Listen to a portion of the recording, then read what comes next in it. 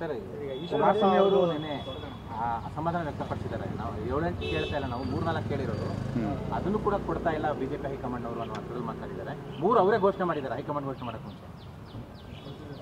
ನಿನ್ನೆ ದಿನ ನಮ್ಮ ರಾಷ್ಟ್ರೀಯ ನಾಯಕರ ಜೊತೆ ಚರ್ಚೆ ಮಾಡಿದ್ದಾರೆ, ರಾತ್ರಿ ದೂರವಾಣಿ ಮೂಲಕ ಚರ್ಚೆ ಮಾಡಿದ್ದೇನೆ. ನಮ್ಮ ರಾಷ್ಟ್ರೀಯ ನಾಯಕರು ಚರ್ಚೆ ಮಾಡಿದ ನಂತರ ನಾನು ಸ್ವತಃ ಮಾಜಿ ಪ್ರಧಾನಮಂತ್ರಿಗಳಾಗಿರ್ತಕ್ಕಂಥ ಸನ್ಮಾನ್ಯ ಶ್ರೀ ದೇವೇಗೌಡಜಿ ಅವರ ಜೊತೆಲೂ ಕೂಡ ದೂರವಾಣಿ ಮುಖೇನ ನಾನು ಚರ್ಚೆ ಮಾಡಿದ್ದೇನೆ. ಮಾನ್ಯ HD ಕುಮಾರಸ್ವಾಮಿ ಅವ್ರಿಗೂ ಸಹ ಬೆಳಗ್ಗೆ ಮಾಹಿತಿಯನ್ನು ನೀಡಿದ್ದೇನೆ. ಹಾಗೆ ನನಗೆ ವಿಶ್ವಾಸ ಇದೆ, ಎಲ್ಲ ಒಟ್ಟಾರೆಯಾಗಿ ಎಲ್ಲ ಚರ್ಚೆಗಳು ಸರಿ ಹೋಗ್ತದೆ.